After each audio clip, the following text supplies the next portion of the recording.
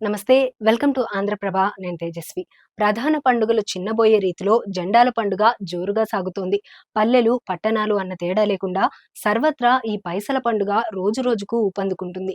ఆ పార్టీ, ఈ పార్టీ అన్న తేడా లేకుండా ప్రచారం కోసం భారీగా ఖర్చు పెడుతుండటంతో వ్యాపార కూడళ్లలో ఎన్నికల కళ కొట్టొచ్చినట్లు కనిపిస్తోంది. అడ్డా కూలీల నుండి ఆటో వాలాల వరకు కుట్టు మిషన్లు, టెంట్ హౌస్లు, పూల దుకాణాలు, హోటళ్లు, ప్రింటింగ్ ప్రెస్లు, పెట్రోల్ బంకులు కలకలలాడిపోతున్నాయి.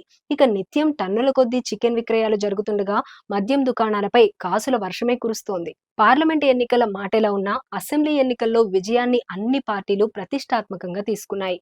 ఖర్చు ఎంతైనా పర్లేదు, గెలవడమే లక్ష్యమన్నట్లుగా పార్టీలు ప్రచారంలో మునిగిపోయాయి. ఆర్థికంగా వెనుకబడిన అభ్యర్థులకు సైతం ఆయా పార్టీలే వెన్నుదన్నుగా నిలుస్తూ ప్రోత్సహిస్తున్నాయి. ఒక పార్టీని మించి మరో పార్టీ భారీగా జనాన్ని తరలించే భాగంలో భారీగా ఖర్చు చేస్తున్నాయి.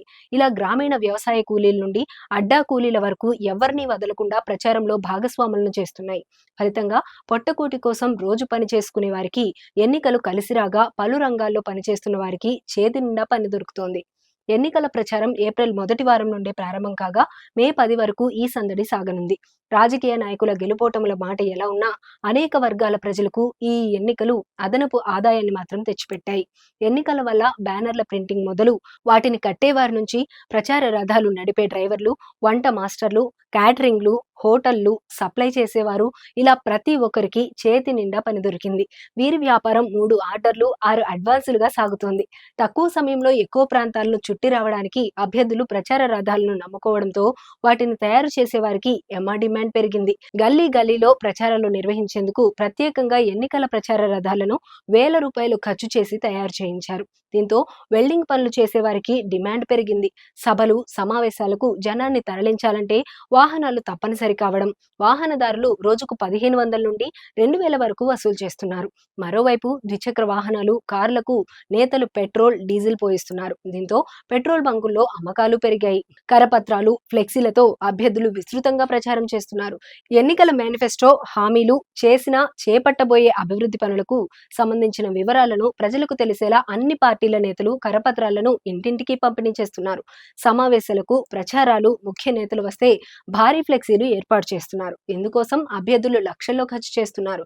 ఈ రంగంపై ఆధారపడి జీవిస్తున్న వారికి ఉపాధి దొరుకుతోంది. మరోవైపు కళాకారులు ఊరూరా తిరుగుతూ మాటలతో సందడి చేసి రోజుకు బృందానికి 20,000 వరకు పొందుతున్నారు. ఎన్నికల ప్రచారం పూర్తయ్యే వరకు ఒక్కో ఫోటోగ్రాఫర్ 30,000 నుంచి 50,000, వీడియోగ్రాఫర్కు 50,000 నుండి 75,000 వరకు ఛార్జీలు తీసుకుంటున్నారు. టెంట్ యజమానులకు కూడా గిరాకీ పెరిగింది. టెంట్ హౌస్ యజమానులు కుర్చీకి 10, టెంట్ హౌస్ ను బట్టి 2,000 నుండి 3,000 వరకు వసూలు చేస్తున్నారు. స్టేజీ ఏర్పాటు, గ్రీన్ మ్యాట్, సైడ్ వాల్స్ కోసం మరో 3,000 వరకు తీసుకుంటున్నారు. పూల వ్యాపారులకు ఉపాధి లభిస్తోంది. నియోజకవర్గాల్లో కూలీలతో ప్రచారం చేపడుతున్నారు. పట్టణాల్లో రోజుకు 800 నుండి 1000 రూపాయల వరకు కూలీలకు చెల్లిస్తుండగా పల్లెల్లో 500 వరకు ఇస్తున్నారు. పట్టణాల్లో కూలీలకు కొన్ని పార్టీలు మద్యం కూడా పంపిణీ చేస్తున్నాయి. ఎన్నికల పుణ్యమా అని మద్యం ఏరులై పారుతోంది. కొందరు అభ్యర్థులు ముందు చూపుతో భారీగా మద్యం దిగుమతి చేసుకున్నప్పటికీ దుకాణాల వద్ద మాత్రం విపరీతమైన రద్దీ కనిపిస్తోంది. ప్రచారానికి, మీటింగులకు వచ్చిన వారికి మద్యం దుకాణాల ముందే ద్వితీయ శ్రేణి నేతలు సీసాలు పంపకాలు చేయడం సర్వసాధారణమైపోయింది. మరోవైపు చికెన్ విక్రయాలు టన్నుల్లోనే సాగుతున్నాయి. నాయకుల నివాసాలు నిత్యాన్నదాన సత్రాలుగా మారగా చికెన్ అన్నది తప్పనిసరి కావడంతో అంచనాలకు అందని రీతిలో ఈ విక్రయాలు సాగుతున్నాయి.